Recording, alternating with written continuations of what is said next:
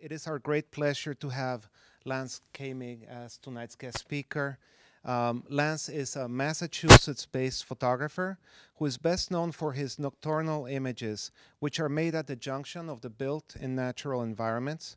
His book, Night Photography: Finding Your Way in the Dark, was published by Focal Press in 2010 and has been translated into 6 languages. From 2005 to 2010, Lance was a curator at Harvard University's Three Columns Gallery. Among other shows, he worked on Darkness, Darkness, a traveling exhibition of night photography which opened in 2008. His photographs are in the collections of the Art Complex Museum, the Boston Atheneum, the Boston Public Library, the Grace Museum in Abilene, Texas, which I think I've visited. Tiny little place with good artwork in it. State Street Bank, Fidelity Investments, Paramount Partners, Hitachi, Rayovac, and 3Com. As an educator, he has taught at the New England School of Photography, the School of the Museum of Fine Arts, Boston, the Photographic Resource Center, and the Houston Center for Photography.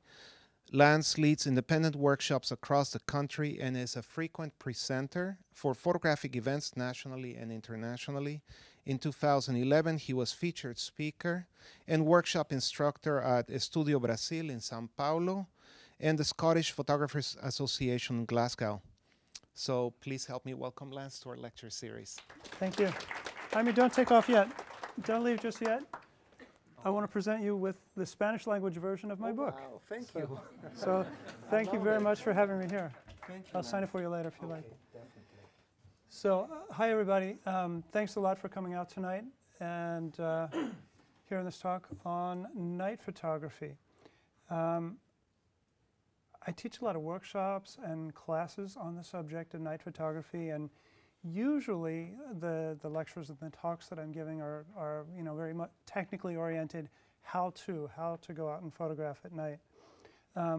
Tonight I want to talk a little bit more about the history of night photography and show you some images where the genre has come from and how it's evolved. But I think first, just to put everything in a little bit of context, why photograph at night? What makes it different or worth distinguishing from just photography in general?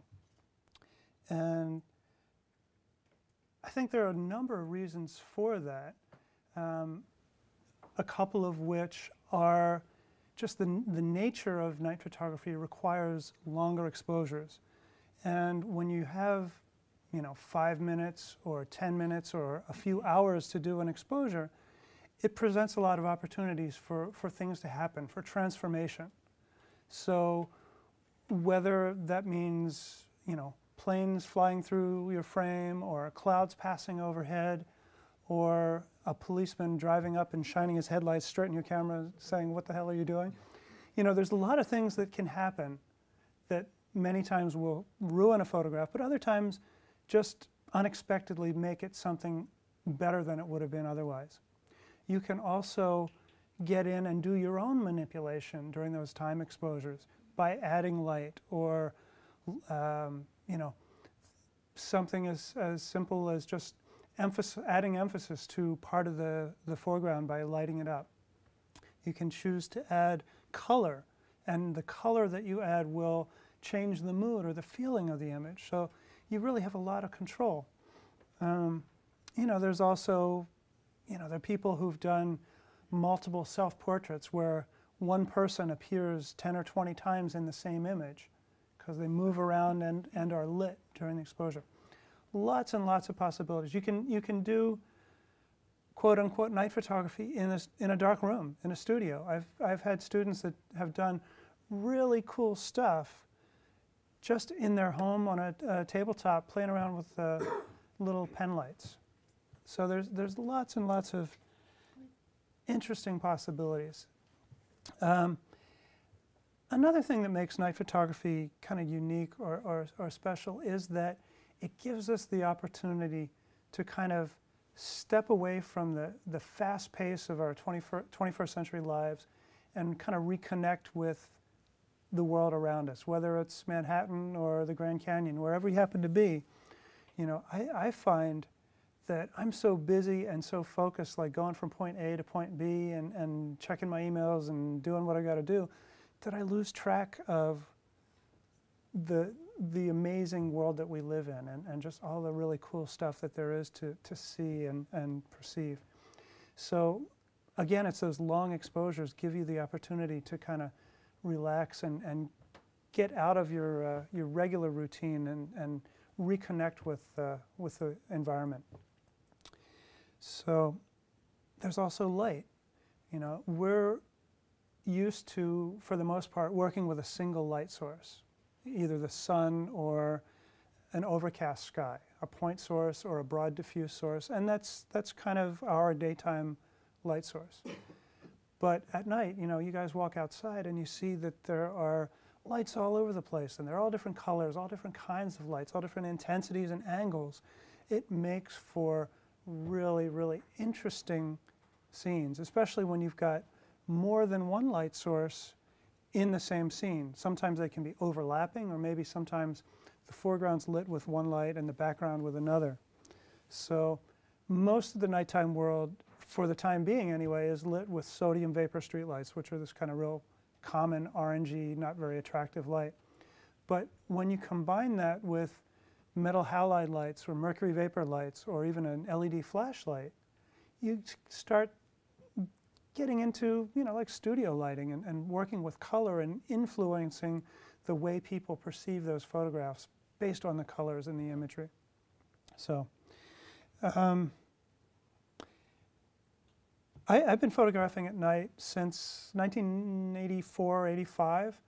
The very first roll of film that I ever shot was in my bedroom with a camera on a tripod, and my girlfriend and I were just kind of playing around, and we'd turn off the lights and playing with the flashlight, drawing and painting with light, and, you know, lighting each other, moving around. And, you know, it was kind of cheesy and not very good, but it was enough to get me interested. And it's been the focus of my photographic work since that time has been working at night, for some of those reasons that I just talked about. And it's really interesting. Throughout the course of that period, when I meet other night photographers and when I read books or magazine articles from other people working at night, there's a lot of commonality that goes through what people have to say about working at night. It's those same things, that the theme of the ritual of creating the images, of senses just coming to life when you're out there and experiencing nature, experiencing the world, the mystery, the solitude, the peacefulness of working at night, all those things. And then taking time and compressing time into something that we couldn't perceive or see with our own eyes. So, you know, you're here listening to me talk, and it's a real-time, continuous thing. But if somebody had set up a camera in the back of the room and was just doing one continuous exposure, the resulting image would be a lot different from what you guys experience when you're here. And that transformation of time and recording it into a way that we can't perceive with our natural senses is one of the things that kind of universal themes of night photography that really kind of get people going. So night photography has been around for a long time. You know, the medium of history of photography is about 175 years old, 170 years old at this point. And the early technology that was available to photographers who in the beginning were mostly scientists and you know, curious people with a lot of money and time to spend. Those materials that they had at their disposal were not very sensitive to light, and photographing at night was really very, very difficult in the early days of photography. However, night photography has been something that people have been interested in and pursuing for a long time. In the course of doing research for the History of Night Photography chapter of my book, I found a lot of historical journal and magazine articles from the turn of the century mostly, where people were discussing night photography, showing their images, and you know, just maybe they were technical articles about the problems of night photography with the equipment available at the day. So this is a guy, A.H. Blake, an English photographer, and he founded the Society of Night Photographers of England in 1910. And I just thought that was the coolest thing when I came across that. Unfortunately, you know, since the internet wasn't around in 1910, there's not much left to learn about these guys, just a couple of magazine articles. But I thought that was really cool, in part because it talks about a community of people all kind of gathering around doing the same thing. And you know, as long as I've been involved in it, that's been something that I really kind of felt very, very good about and really enjoyed that aspect of it. You know, there are people that I met online who were doing night photography back in the 70s or 80s. So many interesting people that when I first had my first website back like 99 or so, people would send me emails from all over the world saying, wow, I thought I was the only one photographing at night. In fact, there's somebody sitting in the back of the room that I'm not sure how Bob Vizzini and I actually met. I don't remember it anymore, but we were communicating for years before we ever met each other face to face over the subject of night photography. So thanks for coming tonight. Appreciate that. Anyway, so let's look at some images. Hopefully, you guys recognize this. It's what we have come to know as the first photograph. And perhaps a more accurate term would be the oldest extant photograph from life, you know, whatever that means. It means that photography was originally designed to be a Xerox machine. It was conceived of as a way to make copies or prints of artwork or drawings. And Nicephore Niepce, when he was working on this process back in 1826-27, eventually got the idea that he could photograph the real world. So this was a photograph or a representation of a photograph taken from the balcony of his place in France in 1826 or 27. It's at the Harry Ransom Center at the University of Texas in Austin.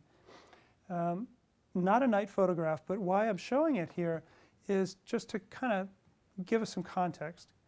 This is the unknown. The length of the exposure is not really known for sure, but it was somewhere in the 8-hour range in sunlight.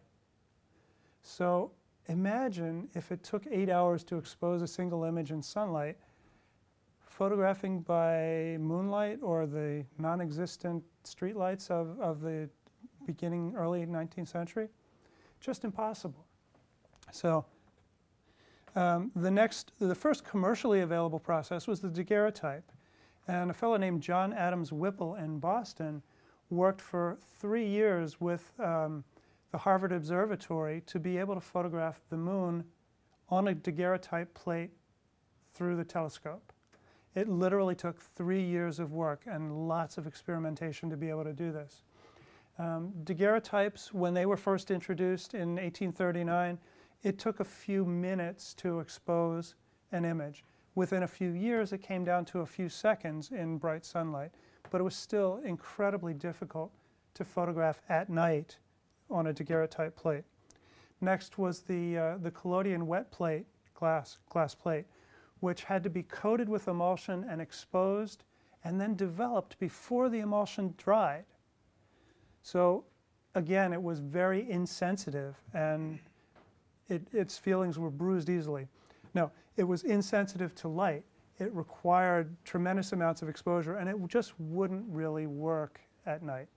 So it wasn't until the late 1870s with the invention of the dry plate that night photography became possible at all. And I've got a couple of anonymous images here. These are early dry plates from late 1870s. It's a shot of the stars revolving around the North Star. You can point your camera to the north once you get out of the city and repeat this pattern pretty much anywhere in the northern hemisphere. So here's, I'm not sure what the name of this comet, but comet passing by, and the stars here are just appearing as little dashes in the sky, a shorter exposure. So, all right. So while night photography technically became possible in the 1870s, it really wasn't until the turn of the century when it really took off, and there were a number of people who really got interested in it. And the first person who really dedicated a lot of time to night photography was Paul Martin. And he was an English photographer, and he began photographing London at twilight in 1895-96. And those exposures extended, and he kept working into full darkness. It's interesting that Martin tells stories in his autobiography that anybody who's photographed at night could relate to, being followed around by a policeman wondering what he was doing, being frustrated with not cars, but in this case mostly horse and buggies with lanterns being pulled across the frame through his image, and having to cover the lens with his hat while the light source went through the frame. Stuff that we still deal with today. Very first night photographer had the same frustrations. So these images may not be terribly exciting, or they may not be the best quality, but these are from prints made in 1895-96, and really very, very new and exciting. So much so that when Alfred Stieglitz over here in New York got wind of what he was going on, they started a correspondence, and it was Martin's work in London that got Stieglitz interested in photographing at night, and Steichen and Coburn and Paul Haviland and all that circle of pictorialists that were so active here in New York starting about 1910 and going through the teens. I'm not going to talk about those guys so much tonight because their work is pretty well known. I want to show you images by lesser known but really interesting photographers nonetheless. And just give a little bit of, hopefully a little bit of perspective and introduce you to some new work. This is an image by Louis Hine, very well-known photographer. Not somebody that we think of, though, as a night photographer. His social documentary work, working to end child labor at the turn of the century, involved photographing children working at night as messengers or newsboys. Here they're shooting craps out in the street. But he was doing very simple, straightforward photography using light by flash powder. So, remember seeing those old movies and you got the guy holding up the little stick with a bar on it and the explosion? It was magnesium powder that was set on fire, and that was an instantaneous source of light. And that was kind of early sources of light for night photography. But this is a really interesting image, Coney Island, Luna Park, 1905. I came across this image, which unfortunately is only credited to the Detroit Publishing Company. Who took the image, we don't know. But there's a huge 70 megabyte TIFF available for download on the Library of Congress website. Pretty amazing stuff for 1905 to have this kind of beautiful image here. It was on a glass plate. I don't know if it was probably an 8x10 or some similar size like that. Really cool image, but what I have it up here to show you, look at that. You wouldn't suspect it from that, looking at what we just saw, but this is just a small corner of the image. There's hundreds of people in this image. All throughout here are two levels of this kind of tables and promenade. It's just really, really cool. The Library of Congress website is a great resource for historical photographs. Okay. Next photographer I want to talk about is Jessie Tarbox Beals. She is relatively unknown, pretty much an exact contemporary of Stieglitz, lived and died within a year on either end of their lives. There's no evidence that they ever met. Beals definitely went into his gallery here in New York.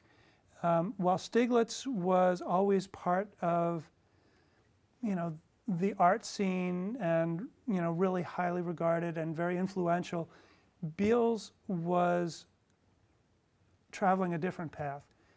She's kind of known by people who know her as the first woman news photographer or the first female photojournalist.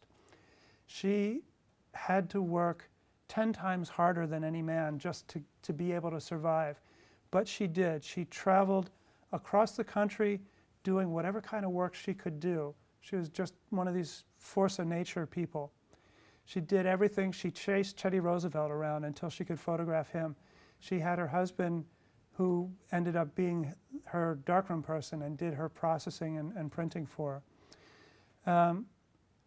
Really, really interesting personality. Albert Allard, A-L-L-A-R-D, did a biography of Jessie Tarbox Beals. It's worth checking out. Her images, her night images, span her career, mostly from the turn of the century up through the 20s, but a little bit later than that. They're generally not that exciting, not that interesting, but again, she was an early pioneer of night photography and out working in a difficult environment with a large, heavy camera and awkward equipment and, glass plates and all that. And she created a pretty substantial body of work. There are a lot of images, existing prints of hers at the Schlesinger Library at Harvard. So, again, she's not really well known, but I think she should be. Okay. Juan and Miguel Vargas. It's not Juan.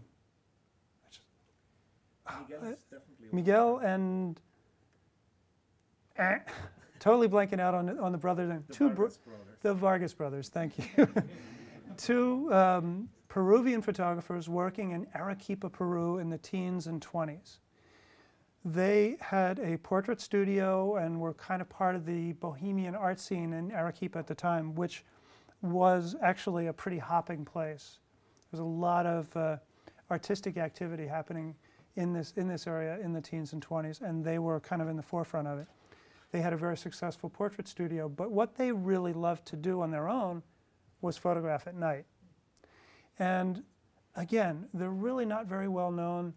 The only reason that I knew about them was because of my conversations with a fellow named Peter Yen in Houston, who's been researching early 20th century night photographers in general, and these guys in particular.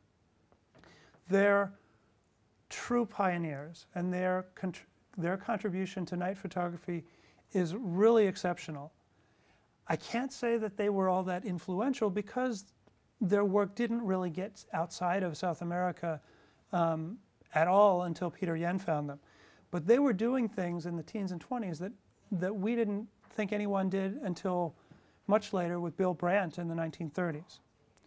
So what's special about the Vargas brothers, what's unique about these guys, is that they are, number one, they're staging photographs, which had been done before, but they're staging photographs at night, and they're lighting them with aesthetics in mind. They're really thinking about the lighting rather than like Louis Hine just blasting with flash powder just to get enough light to do the work, or just enough light to make an image. These guys were really pre-visualizing their images and thinking about it. And you look at this and you can see the light source is out of the frame behind the bridge. And they've placed this guy here looking that way and another guy looking that way. It's a long exposure. There's star trails up in the sky. They've added this light here. Who knows? It could even be the same guy. I doubt it, but they were just incredibly creative and did a lot of really neat stuff, thinking about lighting and applying it at night. People in a lot of their images too. But I think these images are probably the first ones you really get a sense of, that the mood, the romance, the solitude, the loneliness, isolation, just mystery of night photographs. And these guys, they figured that out. You'll notice the rings around all the streetlights there. That's called halation, and it's basically reflection off of the backside of the glass plate. And that was a problem for early night photographers. They always had these halation rings on their glass plates. Eventually, they developed a coating, an anti-halation coating that we to this day have on film. But just one of the many technical problems that early photographers faced. So this image, you could be forgiven for assuming that, it was a daytime image. It's very bright. You can see what's going on. But this is made entirely with moonlight. Just really amazing stuff. And this, I think, is really their masterpiece. Just a fantastic image. They've lit from a couple of different positions. They've totally staged it. They've composed it so wonderfully with the mountain underneath the bridge. And it's really orchestrated. So you've got this guy here and the fellow over there that are being lit from behind the bridge, light coming out this way.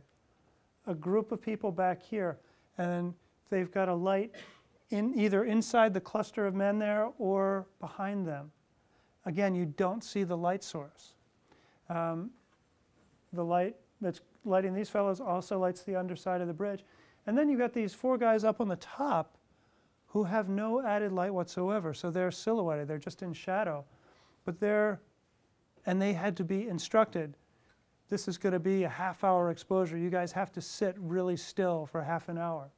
You can tell it's how long it is by the length of the star trails in the sky. So again, it's a real challenging situation, but it's totally pre-planned and pre-visualized and thought out, and it's just a wonderful image. So that's Carlos. Yeah, Miguel and Carlos Vargas. There we go. Yeah, okay. So back in... They remind me about what Crutzen's doing most recently, his lighting and how precise he is. I don't think these guys had quite the budget he did, but yeah, it's that's a pretty good comparison, I think. Definitely a collaborative project. Okay, so now we've hopped back across the pond to Europe. Many people, of course, are familiar with Andrei Kertész, a Hungarian photographer. This is image taken in Budapest, I think in 1909 or 1910. Not really known as a night photographer, but he does have a number of night images in his portfolio, I suppose. Kertész was probably most influential in terms of night photography by introducing his fellow countryman Brassai, who had moved to Paris to become a painter. He introduced Brassai to photography one night when they went out and photographed in Paris. So Andrei Kertész, from about 1910 through the 40s, occasional night images. But again, he was basically the catalyst that got Brassai, probably the best known night photographer of all time, photographing at night. Brassai photographed Paris nightlife, kind of the seedy underbelly of Parisian nightlife in the 30s. And I did say I was going to talk about lesser known photographers, but we have to include him in there just because he was so influential. And many of the other people we're going to look at were inspired or influenced by Brassai's work. Oh, by the way, this is a group of homeless people having a bonfire underneath a bridge on the Seine in Paris. Brassai's images were prostitutes, brothels, cabarets, opium dens, and also, you know, just Parisian scenes like this one here. I've always been drawn to this type of imagery more than his more documentary work. Now, Brassai occasionally used lighting, not very often. It was sometimes, usually just flash powder, for which Picasso gave him the nickname of the terrorist because of the explosive nature of the flash powder. But he basically was a documentary photographer. He photographed what he saw, what he found. He might ask somebody to pose or hold still, but for the most part, he was photographing Parisian nightlife as he observed it. Okay, Bill Brandt, an English contemporary of Brassai, met him, went so far as to copy one of Brassai's images of a Parisian prostitute. Brandt recreated the image in London using his wife as the model for the prostitute. Brandt's work is different in that he staged his images. And that's what I said earlier, that, you know, the work that the Vargas brothers were doing in the teens, we didn't think anybody really did that kind of thing until Bill Brandt working in the 30s, but it turned out not to be the case. Still, Brandt did a lot of journalistic photography or news stories, but let me just put it this way. If Photoshop had been invented in the 30s, Bill Brandt would have been a heavy user. He was not opposed to going to any extreme to get his idea across. So rather than lighting out in the field, he was manipulating his images in the darkroom to get the mood that he was looking for. This is a great example of that. This is actually a daytime image that he's just printed really dark and contrasty to make it look like a night shot. Does it matter?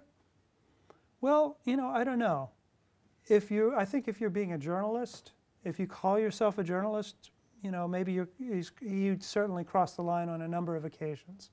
But as an artist, I think we're free to do whatever we want. You know, if you want to, you know, Photoshop a bunch of monkeys into your photograph, whatever, that's fine, as long as you don't claim it to be news. Real high contrast images. A lot of Brandt's images were indistinguishable whether they were day or nighttime images. It was hard to tell. He didn't really care that much. He just wanted to get, you know, to get a mood or a feeling across. So, very menacing. Another one. Dark and mysterious here. Okay, one of Brandt's better known photographs or projects was photographing the Industrial Revolution mill towns in the north of England in the early 1940s. They were in decline at this point, terribly polluted with coal smoke. And he did a really interesting photographic survey of these mill towns, printing these dramatic high contrast day and night images. And they were, Bill Brandt in turn, was hugely influential on fellow countryman Michael Kenna. Anybody know Michael Kenna's work? You guys familiar with him? Okay. All right, well, you need to go and seek him out. Absolute master of contemporary night photography. Michael Kenna, K-E-N-N-A. You can find his original prints at a couple of galleries here in New York. And it's worth, he's a traditional film photographer, does his own printing in the black and white darkroom. It's worth going and seeking out his original prints rather than just looking at them online. This is an early image from the early 80s when he was first getting started retracing Bill Brandt's footsteps. I love the way that the tones reverse. A daytime image, a nighttime image. Some of the tones are completely reversed, except that wall and shadow remains dark in both images. All right. Okay, now like the Vargas brothers, John Morrison and Harold Burdekin are relatively unknown. Again, doing the research for the History of Night Photography chapter of my book, I was trying to track down the copyright holder of their imagery because I really wanted to include one. There were editorial assistants and myself searching and searching and searching all over the internet, trying to figure out who owned the copyright to their work, and we never could. So unfortunately, I wasn't able to include them.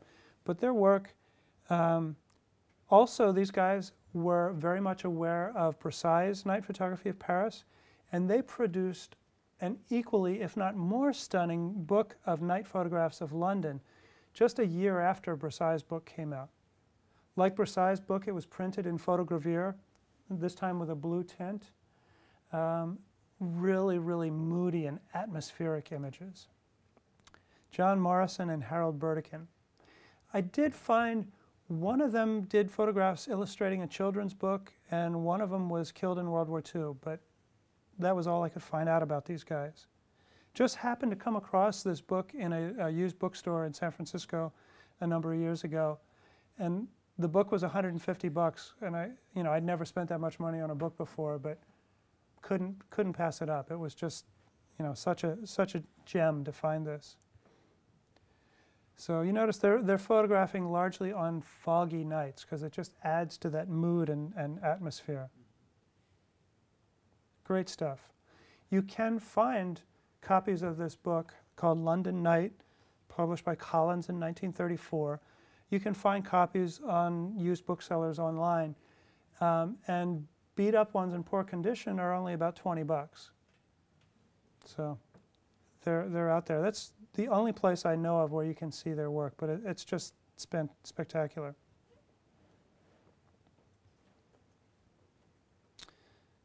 Oh, got that one in there twice. All right. Oh, and in the introduction to Burdekin and Morrison's book, they even quote the introduction to Paul Moran's introduction to Brassai's Paris by Night. So that's how we know that they were influenced by him. Same here. We're going to see some images by Volkmar Wenzel, who worked for National Geographic in the 30s, processing and printing. He was a darkroom technician, and inspired by Brassai's Paris by Night, he went out and photographed Washington, D.C. at night, again in bad weather. Foggy, rainy, snowy nights. It just adds to the mood and the atmosphere. So this book, Washington by Night, Volkmar Wenzel, W-E-N-T-Z-E-L, is also available online through Amazon or other booksellers at a pretty reasonable price. This book was published much later, about 1992 or 3.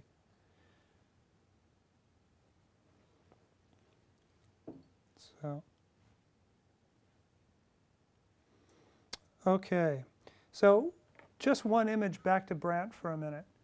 Bill Brandt, known for those night images of London in the 30s, contemporary with Brassai, but he also photographed London during the blackouts when the Germans were bombing London in 1941 and 42. He was out, after the air raid sirens went off, wandering the streets, photographing London in the darkness by moonlight. And anybody who knows his work pretty much is familiar with those images. What's lesser known, though, is that Margaret Bourke-White also photographed London in 1941 in the blackouts. And there's a whole series of those images. She's not really known as a night photographer, but it's just neat to come across these images in this whole other body of work. There's something even more remarkable about her, and we'll see that when we get to the last image, her last image, the Tower Bridge. You see the star trails in there? Okay, here we go. Margaret Bourke-White was the only foreign journalist behind the Iron Curtain when the Germans started bombing Moscow. She was working for Life magazine, and most people would say she was stuck behind the Iron Curtain, but she wanted to be there. And She initially began photographing the bombing raids from the roof of the American embassy in Moscow.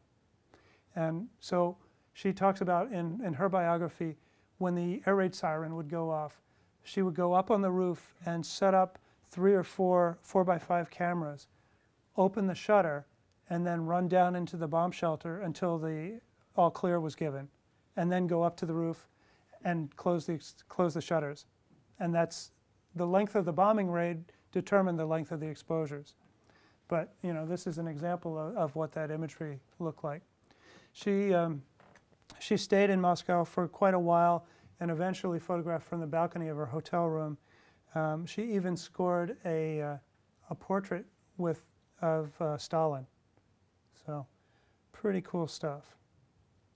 I think in the upper left-hand corner, that black line, I think that's the cable release that happened to like go across the lens during the exposure. No Photoshop on that one. Okay, Alfonso Garcia Sanchez. Probably never heard that name. He was a Spanish photographer, pretty well-known commercial photographer working in Madrid, in post-war Madrid and Spain. He was commissioned by the Spanish government to produce a body of work, and the idea of it was to promote Spain as an exciting and safe place to come visit. I'm not sure that he really achieved that goal. These very dark and ominous images of Madrid, they're wonderful, but as a tourist propaganda mechanism, I'm not sure that they work. But again, really this work isn't very widely known. It was published in a book, which I did manage to find a copy at a library somewhere, and through an interlibrary loan was able to borrow it. Like Brassai's book and like Burdekin and Morrison's book, it's printed in photogravure. So they're really wonderful, beautiful prints. I don't know, does this look like a vibrant, thriving city to you?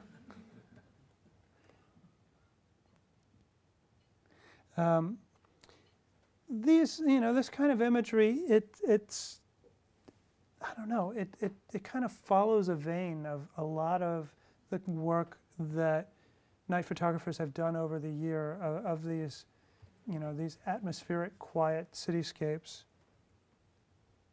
From these guys, from the Vargas brothers up through Michael Kenna. This one reminds me of a Cortege image with the shadow of the light fixture projected on the ground there. There's a Cortege image that's very similar, has a similar pattern like that.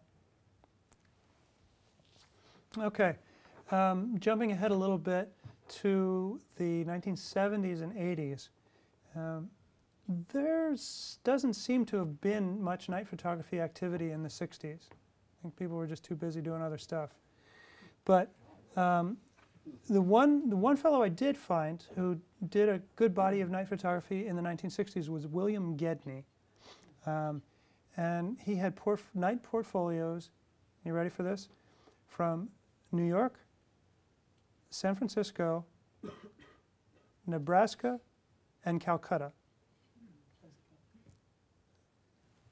So really pretty interesting and diverse body of work.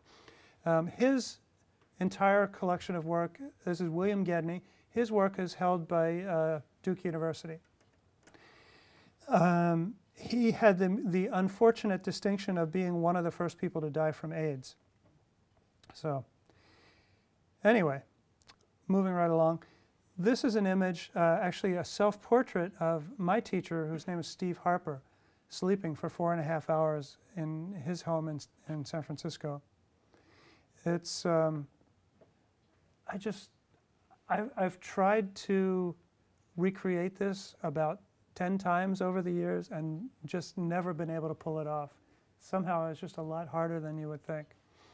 So Steve was, as far as I know, the first person to start teaching night photography. In the mid-'80s, when I decided to go to college for photography, I'm looking at all the art schools that offered classes, and I'm trying to find somebody who was teaching night photography. And Steve was the only one. So I moved from Baltimore to San Francisco to study with him at the Academy of Art. Steve Harper influenced and inspired a whole generation of night photographers in the San Francisco Bay Area, where there was a real explosion of interest in night photography in the 1970s with people like Arthur Ullman and Richard Misrak and Steve Fitch and Roger Minnick, probably a whole bunch others that, Jerry Burchard, a lot of, and Michael Kenna too, who was living in San Francisco at the time. So a lot of night photography in the Bay Area. And that tradition continues today with a group called the Nocturnes, founded by my friend Tim Baskerville, which is a night photography organization. It's that community that I was talking about in the beginning. Basically, it's a resource for people to come together and share images and workshops and classes and all kinds of stuff. TheNocturnes.com is that website. So Tim Baskerville, Tom Pava, Troy Pava were all students of Steve Harper. Very famous rock in Yosemite known as Steve's Rock, named by his students who have all kind of emulated his work that he did there. Steve Harper took his night photography classes to Mono Lake and Yosemite in the summer sessions in the early 90s and late 80s. And that was kind of my introduction to that area, and really kind of fell in love with the place. So that, this was in West Marin on the other side of the Golden Gate Bridge. This was used for an album cover for a Windham Hill group in the early 80s.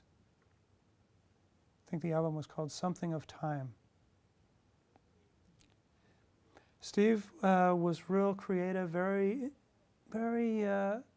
curious, and his body of work, if you look at it all together, it's kind of all over the place.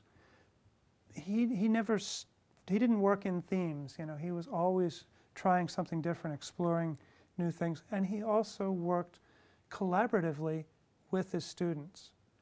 And if any of you guys go out and do night photography, I hope you'll, bring a friend along, because it just adds to the experience. You bounce ideas off each other, help each other focus or light. It's really a nice way of working. And of course, if you're in a less than safe area, it's nice to have somebody watching your back too. So this is Salt Flats in Death Valley. And somehow he convinced one of his students to stand there for what looks to be about a half-hour, 45-minute exposure. Death Valley temperatures get down to 85 or 90 at night, so that explains the shirtless fellow there. 10 minutes, okay. Zabriskie Point in Death Valley. And this is probably Steve's favorite image. He says to him, the experience of being there at the edge of the Pacific Ocean, making this image, he just felt more connected to the world than he ever had in his life. He said for him it summed up, it made him realize the universality of all things. He just felt like the ocean, the blanket that he was holding over his head, flapping in the wind, all the rocks, everything was just all made out of the same stuff. All right, so now we're going to jump ahead, and I want to show you some contemporary work, some really interesting stuff. Light painting perhaps began with these images of Picasso drawing. I forgot to look up the name of this fellow. John Millais. Millais, that's right, thank you. This image is pretty well known. People have seen this one. Picasso is drawing this bull in his darkened studio, and then Millais popped a flash on him at the last minute. These images are lesser known, but this is very early light painting, I believe in the late 1930s. Okay, so now let's look at some really interesting contemporary light painting. Now these images I'm going to show you are really very different from the kind of work that I do, but I find them fascinating nonetheless. This is a guy named Dennis Smith, who his website is theballoflight.com, and he specializes in orbs, as you can see. And there are many people, if you look online on Flickr or other websites, you'll see a lot of these images. But this guy more or less started it. I don't know if he invented it, but he certainly perfected the technique, and I think still does the best orbs of light. Dennis Smith. Okay, here's another Dennis. This is Dennis Calvert from Arkansas, of all places. Really creative and playful. Came across this guy's work on Flickr. Dennis Calvert.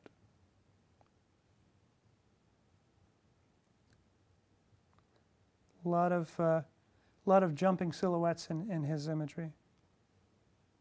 It's fun to figure out how these were done. Okay, a Finnish photographer named Hannu Huhtamo.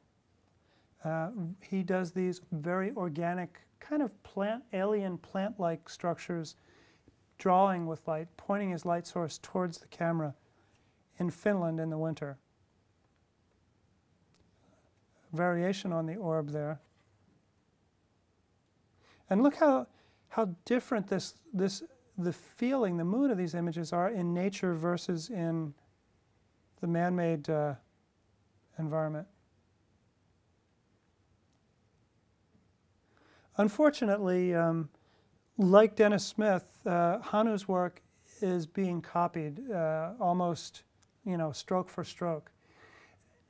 I really think it's great to go out and try to figure out what other people have done, but once you figure it out, move on and do something of your own.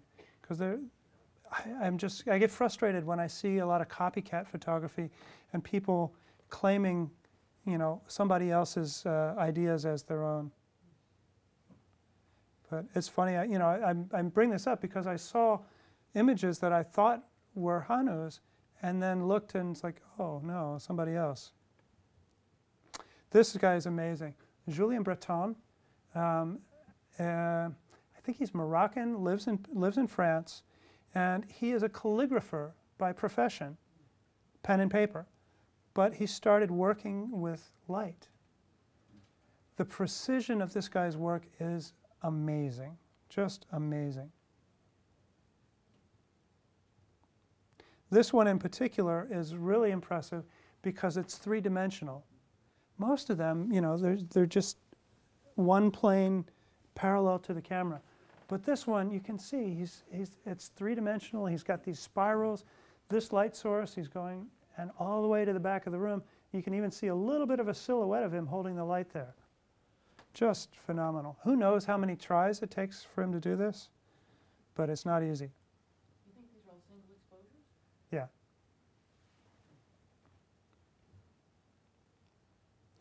Okay. Tigtab, Australian woman who goes by the name of Tigtab. And she's developed this technique of using stencils for light painting. What is her name? Tigtab, T-I-G-T-A-B. Look on Flickr. Really complex work. She says that she spends a couple of months planning a single shot. So these are a stencil with a light shown from behind pointed at the camera from different positions. And it's just remarkable the way she gets them to look as if those lilies are really floating on the water. Just really cool stuff.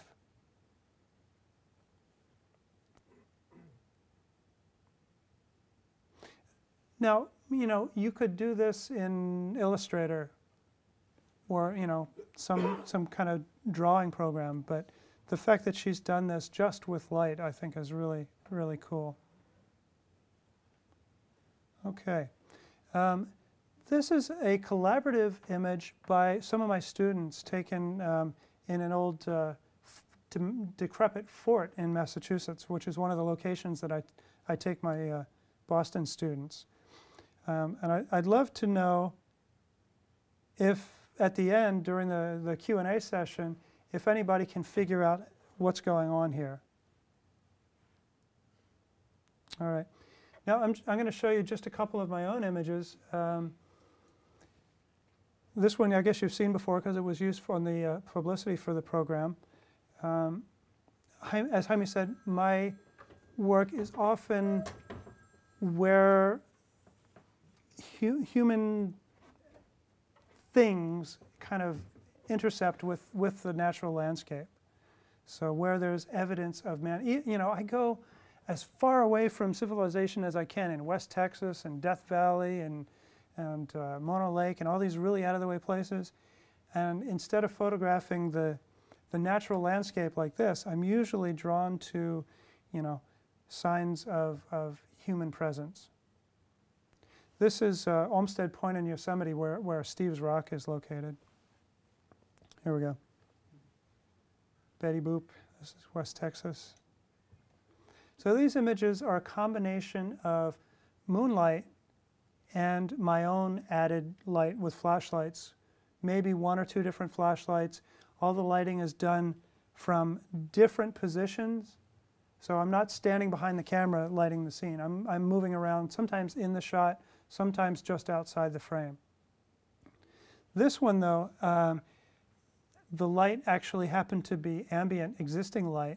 It was near, this is a Mexican cemetery in West Texas, and it was near the Day of the Dead, so there were candles on the graves. It's one of my favorite shots. I love these weird little things you find in the desert. This is actually the gatehouse to a trailer park. All-night mariachi band.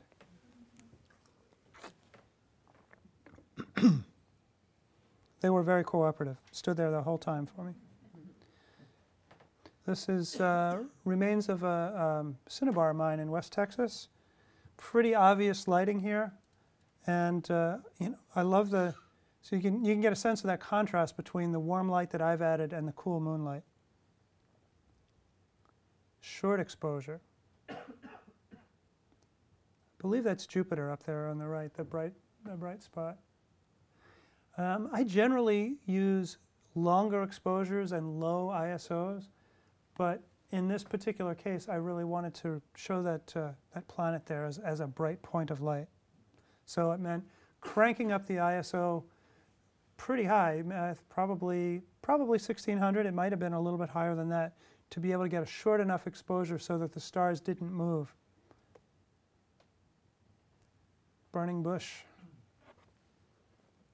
Very simply lit, just cross-lighting from the left and the right, just outside the frame. This is inside that mine shaft in West Texas. I wanted to make it look like the train is coming down the tracks and kind of throw off the scale of this shaft. It's probably maybe 30 feet from the ground to the ceiling. It's pretty high. But by making it look like the train is smaller, I wanted to seem enormous. This is the other end of the same mine shaft. And in this case, it's 100% added light. It was completely dark in there. So I've got a gas lantern in the back around the corner, a incandescent flashlight on the ladder, and then a flash with a blue gel on the rocks all around. So pretty simple. And it took maybe 4 or 5 tries to get something that I really liked. And that's the beauty of working with digital, is that you see the results right away, and you get to, you know, you get to say, well, that didn't work. I can make this better by moving this light a little bit, or a little more, a little less. You know, that's really nice and luxurious to be able to do that. So a lot of the lighting techniques that I use are very similar to what people would do in studio.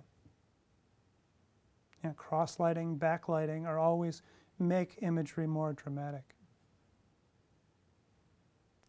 Perspective.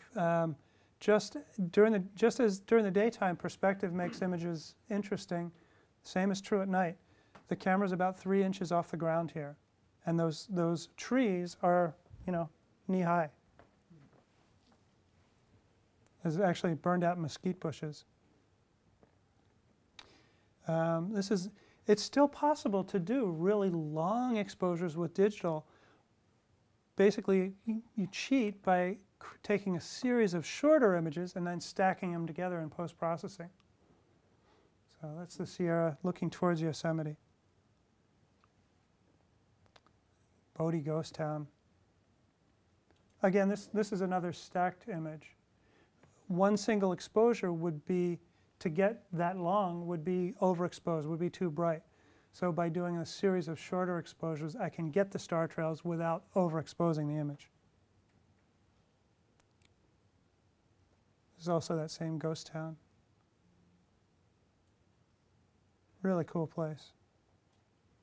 So I like the theatricality of lighting these things, and make them look like a stage set where something's about to happen. You don't know what, but it seems like there's this anticipation that you never know what's going to happen.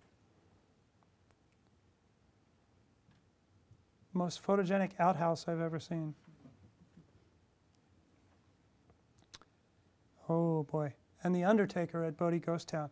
This is shot through a very dirty window, and it's also lit through very dirty windows on opposite ends of the building. The building is all closed off, can't get inside, but I was able to light, again, cross-light from the left and the right, and shoot through the window straight on there. Very sad, the little child's casket on the right with the little window in there. I don't know what the window's for, because once it's in the ground, it's not a very good view. I think that might be the last image. No, one more. Also in Bodie Ghost Town. This is another high ISO image, I think 6400 ISO. To get that, all those stars and combine it. It's real tough to do a short exposure at high ISO and add lighting, because the lighting just gets blown out immediately. Basically, you have to use a very, very dim or weak flashlight to light something at close range like this. Okay, here's the last one. This is part of the mining equipment at Bodie Ghost Town, and a real popular subject for photography. The thing is, it's about 15 feet across. It's just a lot of fun to work with. Okay, so one of the things that I do is teach workshops and classes on night photography and light painting. And this is a list of the things that I've got coming up in the next year. Trips to Death Valley and Iceland. We're going to be photographing Northern Lights in March. Night photography at Sleepy Hollow Cemetery. This will be, I think, my 5th or 6th time photographing there and doing a workshop in Tarrytown. Bodie, the ghost town that we just saw in July. Real special opportunity to be able to get in there. It's very tightly controlled. And then one of my personal favorite is I do a photo tour to Orkney and Shetland, the northern isles of Scotland, every summer. Wonderful, wonderful places. So my website, you can see up there, The Night Sky with an E, thenightsky.com. I've got a mailing list on there, and you can sign up for that, see some images, and just, send me a link to your images too. I love to connect with people and see what others are doing. So, do we have time for questions? Yeah, we have time for a couple questions.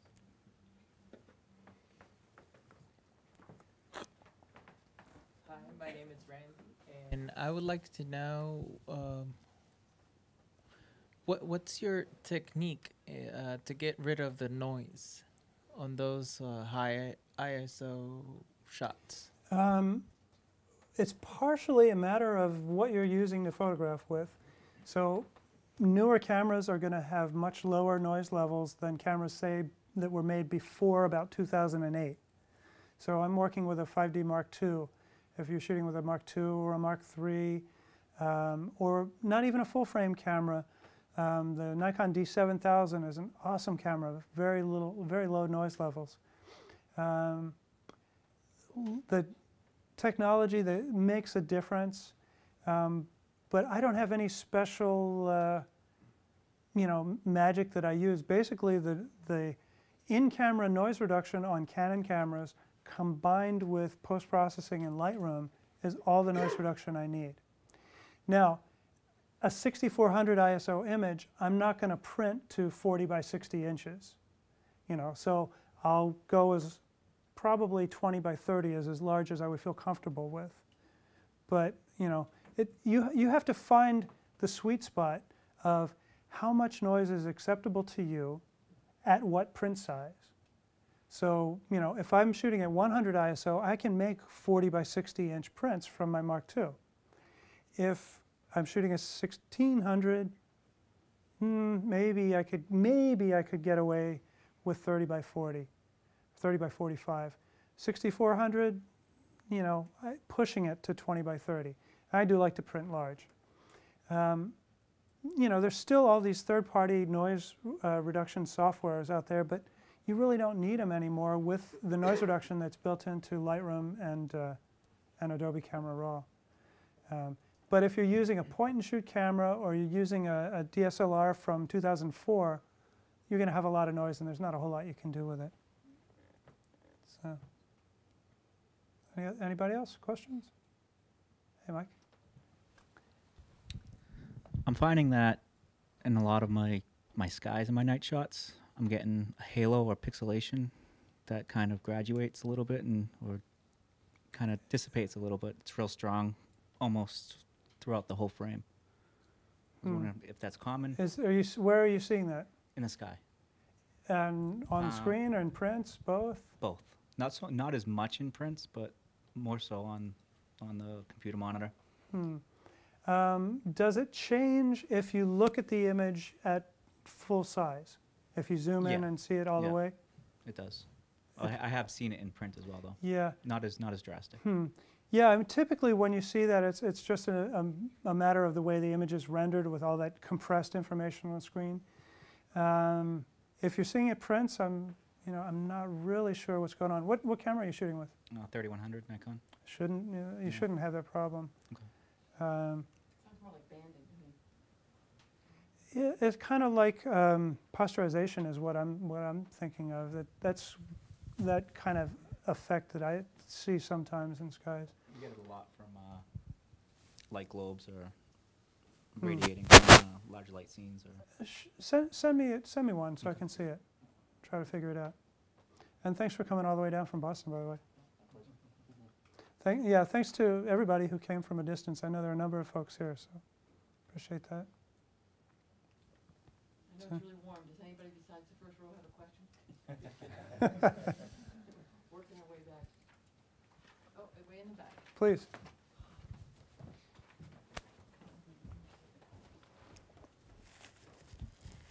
Hi, my name is Robert. Is there any way to determine whether a picture has been stacked? I know you mentioned that that's a technique that you use. Are there any tells that you can Telltale determine? signs of stacking. Yeah. Well, yeah. If you have a little tiny JPEG, you probably won't be able to tell. But if you're looking at a high resolution image or a print, look at the star trails, and you may see a slight gapping in between the exposures. And it's not due to the time or the time in between exposures, but just the way the digital images are encoded and processed. That it's one of the problems that we haven't been able to figure out yet is how to resolve those little gaps in between stars on stacked images. But I'm curious why you asked that question. I was just curious because you know what those images are, but looking through your book, perhaps we might not be able to determine what images were produced in what fashion. Right. Well, generally, the main reason you would want to stack or combine images would be if you wanted to have long star trails. So if you're looking at digital images that have considerably long star trails that you think are more than 20 or 30 minutes, chances are it's been stacked. Is there a certain program that you use? Yeah, I'm glad you asked that question. There is a free script written by Russell Brown at Adobe called Stackomatic. And it is the best way to do stacking of images because it allows you to work with the raw files. There's a lot of stacking applications out there. Most of them are fairly inexpensive, but they mostly only work with JPEGs. So it's kind of nice to be able to have the raw files, put them together, and then rendered as a 16-bit TIFF or PSD, and you can preserve the layers. Most of the stacking applications just close it as one, the finished image is just one stack. So for example, why would you want to do that? Say there was a plane that went through one frame. You could go back and mask that out. Or a car drove through in the distance and you wanted to get rid of that. You could mask it out and it wouldn't make any difference because you've got all the other images with the background to burn through. So Russell Brown's Stack-O-Matic, I've got a link to it on my website.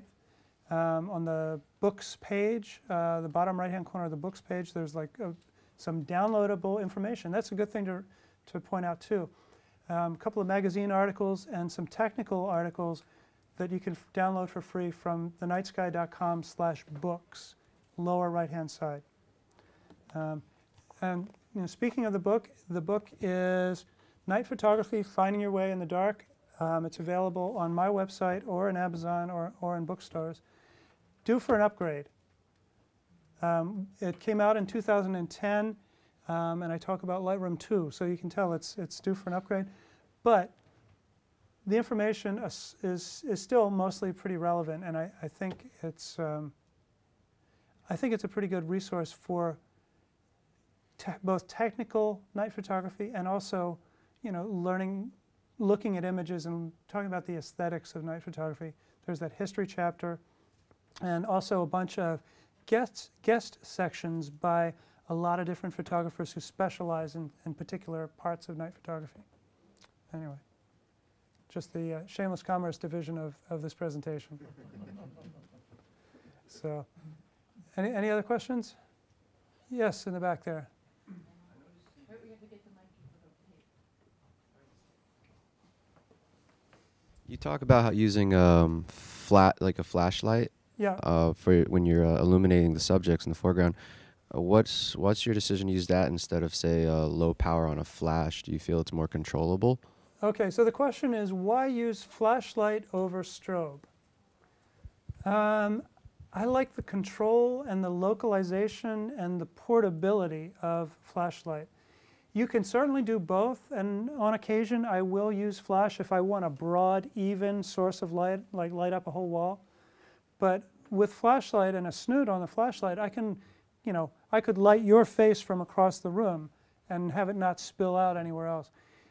And it's just, it comes naturally to me. I like the organic way of, dancing around in the shot, waving a light. It's just, it's more fun than flash. But, there are other night photographers who use mainly strobe. They certainly both work. So,